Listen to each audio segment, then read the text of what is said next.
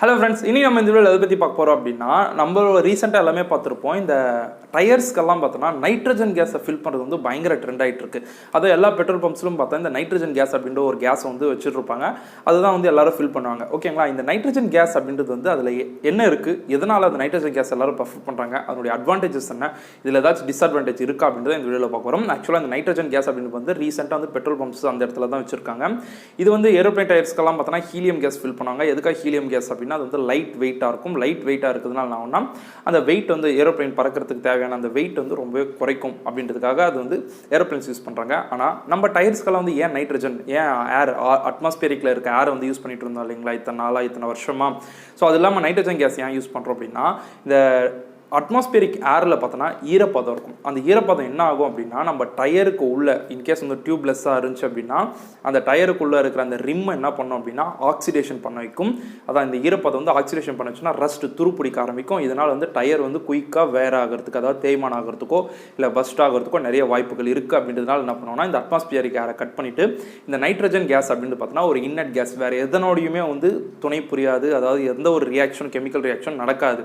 So அதனால் என்ன பண்ணுவோம்னா, இந்த நைட்ரஜன் கேஸை உள்ள ஃபில் பண்ணோம் அப்படின்னா இந்த ஆக்சிடேஷன் ப்ராசஸ் நடக்காது. ஈரப்பதம் இல்லாதனால அதனுடைய லைஃப் வந்து நிறைய இருக்கும் அப்படின்றது ஒரு பாயிண்ட். ஓகேங்களா, அது மாதிரி இந்த நைட்ரஜன் கேஸ் பார்த்தோன்னா ஒரு பெஸ்ட்டான ஒரு குஷன் எஃபெக்ட் கொடுக்கும். நல்ல கம்ப்ரசிபிள் ரேஷியோ வந்து ரொம்பவே சூப்பராக இருக்கும். அதனால தான் என்ன பண்ணுவாங்க அப்படின்னா, இந்த சிப்ஸ் பாக்கெட் அதுக்குள்ளெல்லாம் வந்து ஒரு காற்றை ஃபில் பண்ணி கொடுப்பாங்க. அந்த காற்று வந்து அட்மாஸ்பியரிக் ஏர் கிடையாது. அங்கேயும் அட்மாஸ்பியரிக் ஏரோ ஆக்சிஜனோ கொடுத்துருந்தாங்கன்னா அது ஆக்சிடேஷன் ஆகி அந்த பொருள் கெட்டுப்படும்.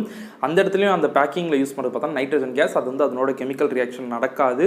அதுவும் இல்லாமல் நல்லா ஒரு குஷன் எஃபெக்ட் கொடுக்கும். பேக்கிங்கில் வந்து எந்த விதமான அந்த உள்ள இருக்க சிப்ஸோட ஷேப் வந்து டேமேஜ் இல்லாமல் இருக்கும். அதுக்காக தான் அங்கே நைட்ரஜன் கேஸ் யூஸ் பண்ணுறாங்க. அதே மாதிரி தான் வந்து வண்டியில் இருக்க டயருக்கும் வந்து நல்ல ஒரு குஷன் எஃபெக்ட், சஸ்பென்ஷன் எஃபெக்ட் எல்லாமே வேணும் அப்படின்றதுனால என்ன பண்ணுறாங்கன்னா அந்த நைட்ரஜன் கேஸ் வந்து வண்டிக்கு யூஸ் பண்ணுறாங்க.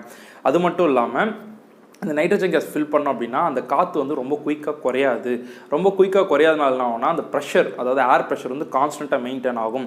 ஏர் ப்ரெஷர் கான்ஸ்டண்ட்டாக மெயின்டைன் ஆச்சு அப்படின்னா டயர் போகும்போது என்ன ஆகும்னா, லோ ஹைன்னு மாறாமல் கரெக்டாக அதனுடைய வியர்னா தேய்மானம் அந்த டயருக்கும் ரோடுக்கும் இருக்கிற கான்டாக்ட் வந்து கரெக்டாக இருக்கும்.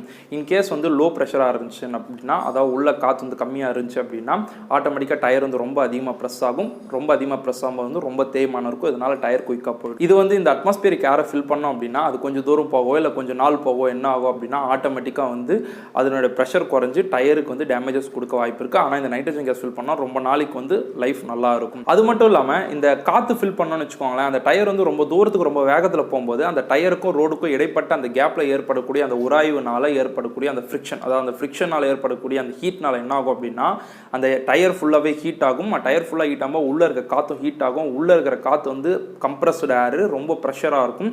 அது ஹீட் ஆச்சு அப்படின்னா அந்த இடத்துல டயர் பஸ்ட் ஆகிறதுக்கும் அதிகமாக சான்ஸ் இருக்குது. அதே நைட்ரஜன் கேஸ் ஃபில் பண்ணோம்னா நைட்ரஜன் கேஸ் வந்து ரொம்ப கூல் கேஸ் அப்படின்னு சொல்லுவாங்க, ரொம்ப கோல்டாக இருக்கும். அதனால் என்ன ஆகும் அப்படின்னா, என்னதான் வந்து அந்த ஃப்ரிக்ஷனால் ஹீட் ஜென்ரேட் ஆகி அந்த டயர் ஹீட் ஆனாலும் உள்ளே வந்து அந்த ஏர், அந்த கேஸ் இருக்குது பார்த்தீங்கன்னா நைட்ரஜன் கேஸ், அது வந்து ரொம்பவே கூலாக இருக்கிறதுனால அந்த டயரோட லைஃபையும் வந்து, அதாவது டயரையும் வந்து சில் பண்ணி அந்த டயரோட லைஃபையும் வந்து எக்ஸ்டெண்ட் பண்ணும். ஓகேங்களா, சரி, இந்த நைட்ரஜன் கேஸ் வந்து ரொம்ப லாங் ட்ராவல் பண்ணக்கூடிய வண்டிகள் எல்லாத்துக்குமே நம்ம போட்டோம் அப்படின்னா ஒரு பெஸ்ட்டான ஒரு மைலேஜும் கிடைக்கும், நல்ல ஒரு எஃபிஷியன்சியும் கிடைக்கும். அதே மாதிரி உங்களுக்கு நல்ல ஒரு சஸ்பென்ஷன் குஷன் எஃபெக்ட்டும் இதில் கிடைக்கும். அப்படின்றது தான் வந்து இந்த நைட்ரஜனோட ரொம்ப ரொம்ப ரொம்ப முக்கியமான ஒரு பார்ட். அதே மாதிரி நம்ம எல்லாருக்கும் ஒரு சந்தேகம் இருக்கும், சரி நான் இப்போ வந்து நைட்ரஜன் கேஸ் ஃபில் பண்ணிடுறேன், ஓகேங்களா, இந்த நைட்ரஜன் கேஸ் வந்து எனக்கு இன்கேஸ் எங்கேயோ குறைஞ்சிச்சு, நான் மறுபடியும் வந்து காற்று பிடிக்கணும், எங்களுக்கு வந்து நைட்ரஜன் கேஸ் இல்லை, அந்த இடத்துல வந்து ஒரு ஏர், நார்மலாக ஒரு கம்ப்ரஸ்ட் ஏர் தான் இருக்குது, அதை நான் பிடிக்கலாமா அப்படின்னா பிடிக்கலாம், எதுவுமே ஆகாது. ஏன்னா நம்ம காற்றுலேயே வந்து 78% வந்து நைட்ரஜன் கேஸ் தான் இருக்குது. அந்த கம்ப்ரஸ்ட் ஏர்லையும் பார்த்தோன்னா 78% தான் இருக்குது. மற்ற கேஸஸ் எல்லாமே அதில் கலந்து இருக்கிறதுனால தான் வந்து அது நல்லா இல்லை, பியூராக நீங்கள் நைட்ரஜன் கேஸே பிடிச்சிவாங்க அப்படின்றது. ஸோ அந்த மாதிரி வந்து நைட்ரஜன் கேஸ் வந்து, அதாவது டயரில் காற்று கம்மியாக இருந்து நைட்ரஜன் கேஸ் இல்லை, நீங்கள் ஆக்சிஜனை தான் பிடிக்கணும் அப்படின்னும் போது என்ன பண்ணுங்கள், ஃபுல்லாக அந்த நைட்ரஜன் கேஸ் வந்து ஃபுல்லாக ரிமூவ் பண்ணிட்டு நீங்கள் ஏரை பிடிச்சிக்கோங்க. இன்கேஸ் வந்து நான் ஏர் பிடிச்சிருக்கேன், நைட்ரஜன் கேஸ் பிடிக்கணும் அப்படின்னும் போது என்ன பண்ணுங்கள், ஃபுல் அட்மாஸ்பியரிக் ஏரையும் ரிமூவ், அதாவது உள்ள டயருக்குள்ளே இருக்கிற அந்த ஏரையும் ரிமூவ் பண்ணிவிடுங்க. ரிமூவ் பண்ணிவிட்டு நைட்ரஜன் கேஸ் ஃபில் பண்ணுங்கள். ரெண்டுத்தையும் ஒன்றா மிக்ஸ் பண்ணாதீங்க. அது ஏதாவது 1 or 2 டைம் மிக்ஸ் பண்ண பரவாயில்ல, அது கண்டினியூஸாக நம்ம அந்த மாதிரி மிக்ஸ் பண்ணி பிடிச்சோன்னா உங்களுக்கு தேவையான அந்த மைலேஜோ எஃபிஷியன்சியோ வந்து அந்தளவுக்கு வந்து உங்களுக்கு வித்தியாசங்கள் தெரியாது. ஓகேங்களா, ஸோ உங்களுடைய பெட்டர் பர்ஃபார்மன்ஸ், டயரோடைய பெட்டர் பர்ஃபார்மன்ஸ் அண்ட் லைஃப்காக நீங்கள் என்ன பண்ணுங்கள், நைட்ரஜன் கேஸ் யூஸ் பண்ணுறது பெட்டர். இது வந்து ரீசெண்டாக இருக்க எல்லா பெட்ரோல் பம்ப்ஸ்லையும் கிடைக்குது.